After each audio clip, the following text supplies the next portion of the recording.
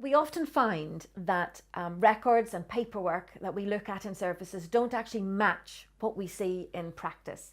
And generally you can get a really good picture of what life is like, especially for people who have communication difficulties, who you maybe cannot talk to, cannot interview in any formal or informal sense to find out about how they perceive their lives.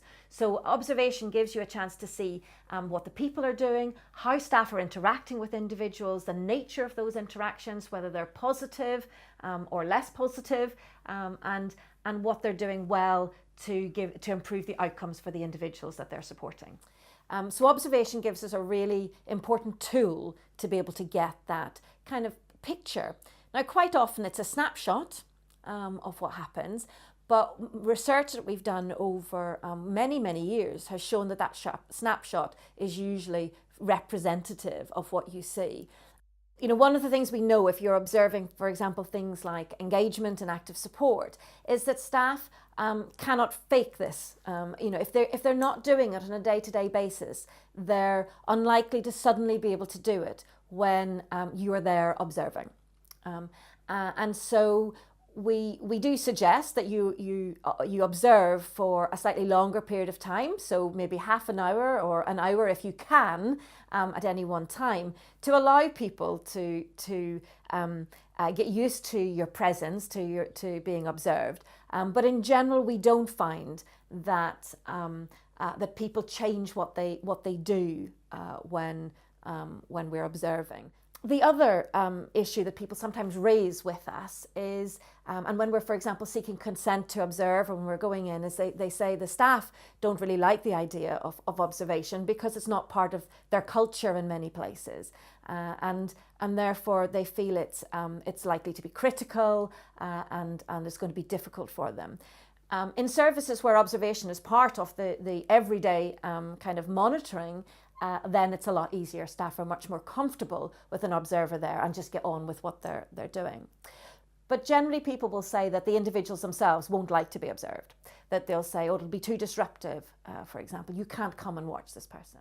In general, we find that people love being observed, and sometimes the problem is that we are the most interesting thing in the environment. And so they'll come and try and talk to you as you're observing, to interact, to show you things. And so you have to get quite good at being as unobtrusive as possible, but polite.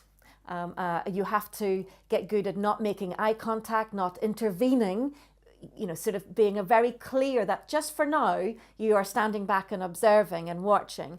And I've generally found that people have never held it against us, as long as when we finished observing, we make a clear sign that we finished, and then we socialise, we respond to what they wanted to show us, we go and see and we talk to them afterwards. And people generally will not find that a problem.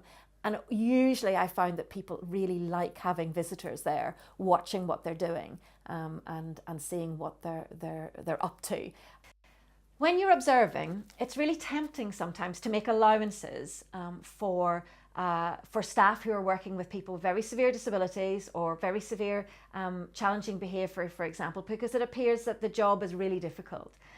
However, we know that it's possible to support people to live really good lives despite the level of severity of their disability or the presence of problems such as autism or challenging behaviour.